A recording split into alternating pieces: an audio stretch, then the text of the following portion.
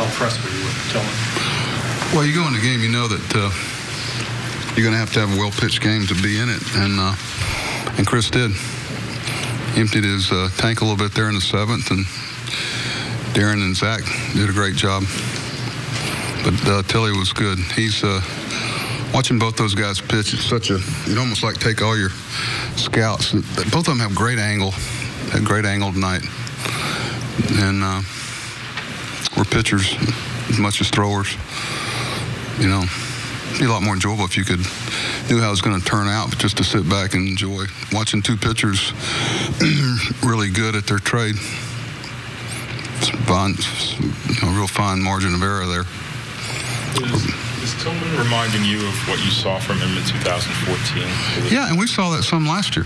Okay, and I've said that a bunch of times. It's not like he just wasn't good every time out, but Chris, he's got a good feel right now. There's a lot of pressure on catchers.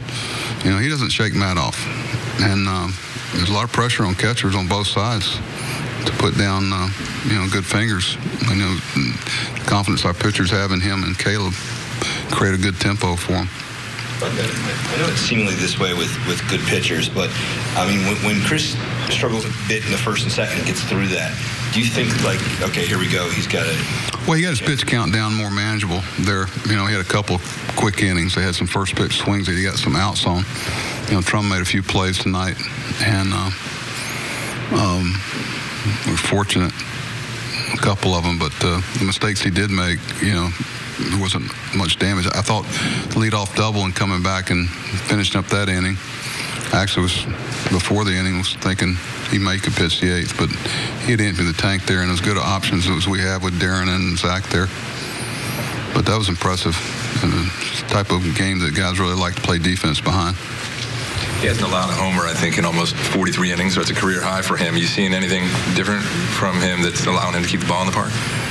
Well, I don't like broadcasting a lot. He's got command of some pitches that he didn't a lot of time last year, and it's created a different look when he's really got to go to something. And Matt and our catchers are real good about not trying to show the whole repertoire in the first 2 or 3 innings, so you got somewhere to go when you're facing guys like Cabrera and Martinez, and of course Castellanos is leading the league in hitting, or was. I think Victor's tied with him. You can't just sit there and stay with one pattern. They're going to get you. But when Adam gets up in the 6th, do you have any inkling that that's going to happen, and how did you view that? No inkling. Yeah, Verlander, both of the guys looked like they were going to be able to put zeros up as long as they could toe the rubber.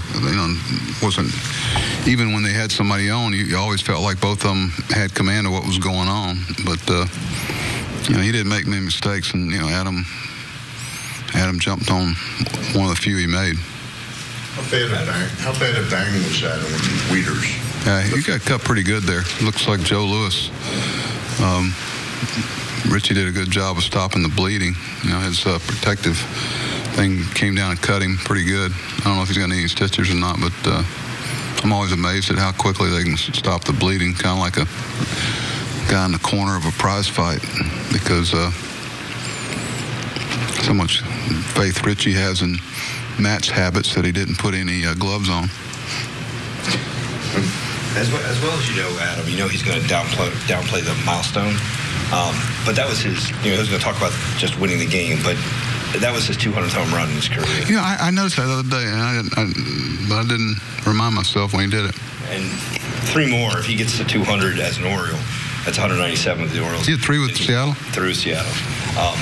He'll be one of 7 players in the Orioles history to ever hit 200 home runs, and that list, the other 6 is pretty impressive. I mean, he's not going to put it in perspective for us. Can you put that in perspective for us? He might. I'll let him try first. No, it's just I'm sure he's out there with August and the fireworks right now, but they, you think about the other 6 or 7 people you're talking about, and one, you got to be good and stay and be wanted in a place for that long. A lot of people, in today's game, they don't, they move on, it seems like. But, he wanted to be here and we wanted to be here, and it's a product of him, being a good player and being with one club for an extended period of time. maybe it's overlooked a little bit. The play Davis made the eighth. Huge play. Not many first basemen throw that baseball, but it's a big play. I told him coming off the field that was a huge play in the eighth there, and that's the separator. That's why I think he's going to win a Gold Glove this year, because you get a lot of guys who can catch a ground ball and scoop a ball in the dirt and whatever, but the ability to throw is what separates first baseman, and the fearlessness to do it. And Chris he's a weapon with that, and really took some heat and allowed us to play a little different defense with the next hitter. And, you have to have the players to do it, but I see the countless hours that Bobby and Curb spend, and John with the catchers, but positioning players. Manny, we had some guys in places. I know the one Manny made out in left center field on Victor, and actually the last play of the game. A lot of guys don't play him there, but I see stuff that Wayne does with guys pinching gaps and doing that's it means a lot in games like this. Do you recall using that six-man outfield anytime? We just call it, was it short fielder? Yeah, it's a combination of a lot of things where your foot speed at first and the hitter, and it's just trying to stay up with.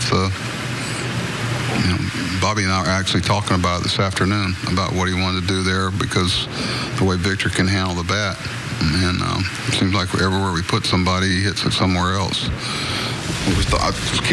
Tell me about the Tony Gwynn thing we did one time where he was hitting like 400, and I said, all right, this first at bat, I want everybody to play somewhere you never play.